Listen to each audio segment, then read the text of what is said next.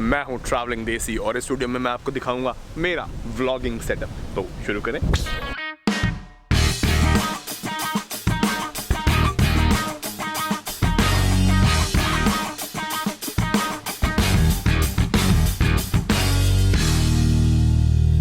अब टाइम है आपको एक्चुअली मेरा करंट व्लॉगिंग सेटअप दिखाने का, जो कि दिखाने के लिए हम जा रहे हैं थोड़ी सी उस तरफ। मौसम थैंकफुली बढ़िया हो गया, धूप बहुत ज़्यादा सड़ी हुई नहीं है। एक अच्छा सा बैकग्राउंड ढूंढ रहा हूँ जहाँ पे मैं पहले भी गया हूँ। ऑटवा में मेरे को एक दो ही पता है, तो इसके लिए अब चलते हैं पार्लियामेंट हिल के उस तरफ और मैं आपको दिखाता हूँ अपना पूरा व्लॉगिंग सेटअप जो मैं करेंटली यूज़ कर रहा हूँ पिछले कोई 7-8 महीनों से।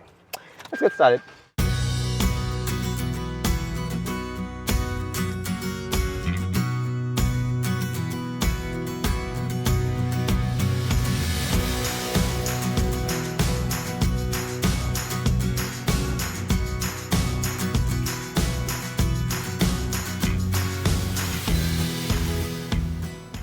और ऑटवा को भी मैं क्रॉस कर रहा हूँ, पूरा डाउनटाउन क्रॉस करते हुए उस तरफ जाना है, पार्लियामेंट आएगी। उसके बाद पीछे एक नदी है, नदी का ब्रिज क्रॉस करके जाना है उस तरफ जहाँ पे क्वेबेक प्रोविंस शुरू हो जाता है। ये ओंटारियो है, उस सिटी का नाम है गैटिनो। और गैटिनो जाके नदी के इस तरफ पीछे से पूरा ऑटवा दिखता है, जहाँ मैं कई बार जा चुका हूँ। वहीं जा रहा हूँ शॉट लेने के लिए, अपना फर्स्ट क्लास बढ़िया आज की वीडियो शूट करनी है। स्ट्रीट पार्किंग करनी हो, थोड़ी सी सस्ती पड़ती है, बट यहाँ पे क्योंकि कोई कार्ड कूड नहीं है तो सिक्के होना ज़रूरी है जेब में। ये डाले $2 और 1.5 घंटे की कहानी अपनी बन गई है। थोड़ी सी और डालता हूँ क्योंकि 2 घंटे लग जाएंगे शूटिंग करने में।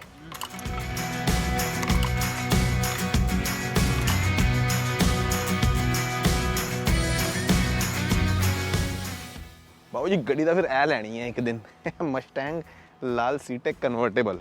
ओए होए होए। और ये basically Canadian museum of history, काफ़ी अच्छा बड़ा म्यूज़ियम है। थर्सडेज़ को यहाँ पे सारे म्यूज़ियम्स फ्री हो जाते हैं, तो देखता हूँ बीच में चक्कर लगाऊंगा अगर अगले थर्सडे को यहाँ पे हुआ, क्योंकि अभी इसके लिए मॉन्ट्रियल भी जाना है। और सामने नदी है ऑटवा रिवर, जिसके उस तरफ ऑटवा नज़र आता है। अभी फ़िलहाल हम गैटिनो क्वेबेक के अंदर है, तो यहाँ से बस आगे जाना है और पार्लियामेंट की बैक साइड और बहुत ही अमेजिंग व्यूज़ यहाँ से नज़र आते हैं।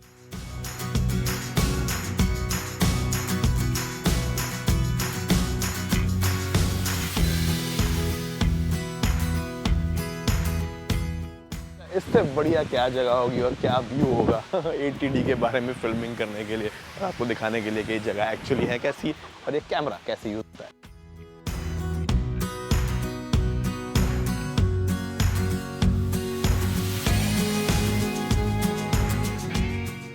तो जो मेरा मेन सेटअप है उसके अंदर आप देख सकते हैं ये कैमरा, ट्राइपॉड, 4-5 चीज़ों की कॉम्बिनेशन है। इसके अंदर सबसे पहले तो आती है ग्रिप, जो भी गोरिल्ला पॉड 5K अराउंड 10,000 रुपये का है। इसके हल्के वर्जन भी आते हैं, चाइनीज़ भी आते हैं, बट इसके ऊपर आपने 60-70 हज़ार रुपये का कैमरा माउंट करना हो और भारी भरकम लेंस लगाना हो तो ये चीज़ ट्रस्टवर्दी और बढ़िया ही होनी चाहिए। एंड उसके ऊपर प्लेट पे लगाया कैनन 80D, जो मैं यूज़ करता हूँ main as a vlogging camera. Cinematography, filming वगैरह सब कुछ मैं अपने दूसरे कैमरे पे करता हूँ 6D पे, उस पर बाद में आएंगे। इसके ऊपर लगा हुआ है कैनन का 10-18 का लेंस। बेसिकली ये वाइड लेंस होता है 10-18, बट क्योंकि ये क्रॉप सेंसर कैमरा है तो जो इसकी इफेक्टिव लेंथ आती है वो अगर मैं इसको 10 mm पे सेट करूं तो 16 mm के बराबर आती है, which is a good wide angle shot for vlogging. क्योंकि जब आप व्लॉगिंग करते हैं तो आप चाहते हैं कि आपके लेफ्ट में और आपके राइट में चीज़ें दिखती रहें, इसीलिए व्यू बढ़िया आना चाहिए। तो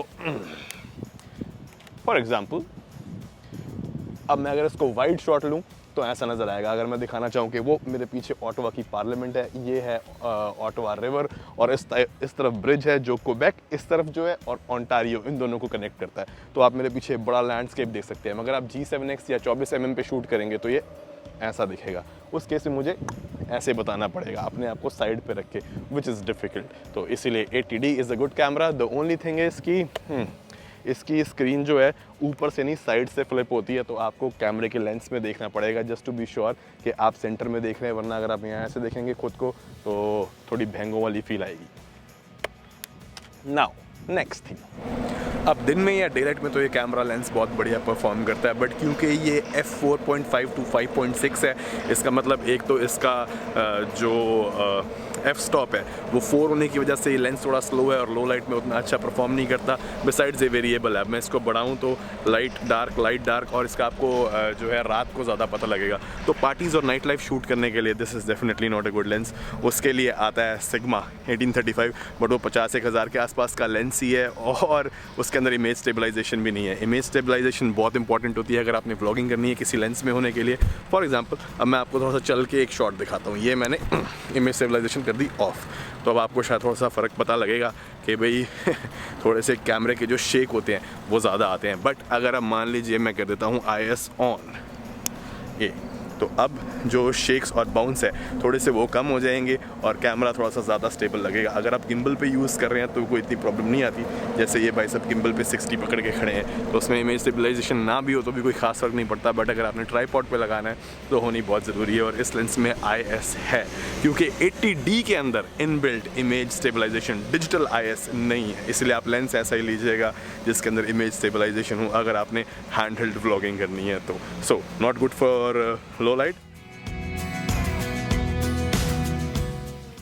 एक चीज़ जिसके बिना गुजारा है ही नहीं, मैं कहूँगा उसके बिना ब्लॉगिंग करने की सोचना भी मत बेकार लगेगा, unless you are really starting off and you really want to try, और वो है external audio. Do invest in professional audio, क्योंकि एक बार को लोग जो है ना वो लो रेजोल्यूशन वाली या घटिया या चॉपी वीडियो देख भी लेते हैं, मगर अगर ऑडियो बेकार हो, उनको कुछ समझ ही ना आ रहा हो तो मज़ा नहीं आता। ऑडियो इज़ रियली इंपॉर्टेंट, इसीलिए इसके ऊपर मैंने लगा रखा है एक एक्सटर्नल माइक्रोफोन जो कि है road video micro. Road video go भी आता है, बट इसकी एडवांटेज ये है कि इसके अंदर जो है डेड कैट ये साथ में मिलती है, और इसका मेन यूज़ ये एक डायरेक्शनल माइक्रोफोन है। डायरेक्शनल से मुराद ये है कि ये सिर्फ सामने की ऑडियो पकड़ता है और इधर उधर की ऑडियो को रिड्यूस कर देता है। तो जब आप बात करते हैं तो क्लियर आपकी बात एकदम क्रिस्प क्लियर सुनाई देती है। अब इसके लिए सैम्पल दिखाना पड़ेगा। ओके, तो रिकॉर्डिंग तो यहाँ पे ऑन हो गई है। अब मैं ज़रा निखिल को बुलाता हूँ, वो ABCD बोलता हुआ आएगा। आजा भाई, ABCD बोलता हुआ। ABCDEFGHIJKLMNOPQRST।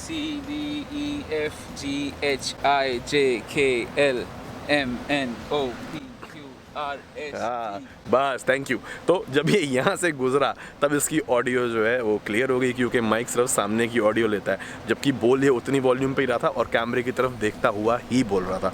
अब मैं आपको इसका एक छोटा सा ड्रॉबैक बताता हूँ जो प्रॉब्लम मेरे को कई बार मैंने फेस करी है। वो ये है कि जैसे अब मेरे को कोई जगह दिखानी है अपने पीछे, फॉर एग्जाम्पल अब मेरे पीछे ज़्यादा कुछ है नहीं, वो वाली जो बिल्डिंग है वो शैटल और ये 5 स्टार होटल है यहाँ का, तो उसी की बात करते हैं। अब मैं अगर आपके सामने देखते तब बात करूँगा उसके बारे में ऐसे बताऊँगा तो ठीक है, मगर मैंने पीछे मुड़ के अगर कोई चीज़ बोलनी शुरू करी कि वो जो होटल है वो बहुत बढ़िया है और वो वहाँ पे आर्ट गैलरी है, तो जब मैं ये चीज़ बोल रहा हूँ पीछे वाली कि वो वहाँ पे आर्ट गैलरी है, मुंह उधर करके, तो वो ऑडियो नहीं आएगी। ये ऑडियो आ रही होगी, ये कम आएगी, ये आ रही है, ये कम आ रही है, तो इसलिए ये प्रॉब्लम होती है। तो आपको हमेशा डायरेक्शनल माइक की एक छोटी सी डिसएडवांटेज है कि सामने देख के बोलना पड़ेगा। कीमत 5000। मैं हूँ ट्रैवलिंग देसी और आज मैं आपको बताऊंगा मेरे व्लॉगिंग सेटअप के बारे में। क्या बात है।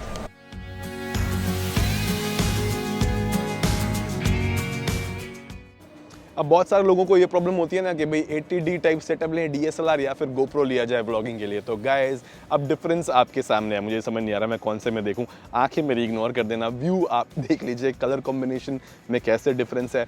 मेन चीज़ तो ये है कि इसके अंदर फ्लिप आउट स्क्रीन होती है। 80D के अंदर फ्लिप आउट स्क्रीन की सबसे बड़ी एडवांटेज ये है कि मान लीजिए कलर कभी एडजस्ट हो रहे हैं, फॉर एग्जाम्पल ऐसे, तो मुझे पता लग जाएगा मैं कहाँ पे सही हूँ, कहाँ पे नहीं हूँ, फोकस में हूँ कि फोकस में नहीं हूँ।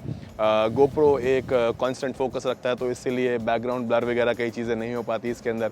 But on the contrary 80D वाला सेटअप काफ़ी महंगा है, इट्स लाइक अबाउट 1 लाख रुपए, और ये पूरा पड़ता है 50,000 में। एक्सटर्नल माइक मेरे पास अभी एक ही है, तो इसलिए मैंने अभी एक पे ही लगा रखा है, दोनों पे नहीं है, बट दोनों पे लग जाती है external audio, that is not a problem. तो अब आप अपने हिसाब से डिसाइड कर लीजिए कौन सा आपको सेटअप चाहिए। बट एक और चीज़, अब मेरा राइट हैंड जो है ना बहुत दुख गया है, इसको पकड़ पकड़ के शॉट लगे क्योंकि ये बहुत भारी है, और ये ऑन द कॉन्ट्ररी काफ़ी हल्का सेटअप है। सस्ता, हल्का, no flip out screen, not as good quality. महंगा और वेरी गुड क्वालिटी।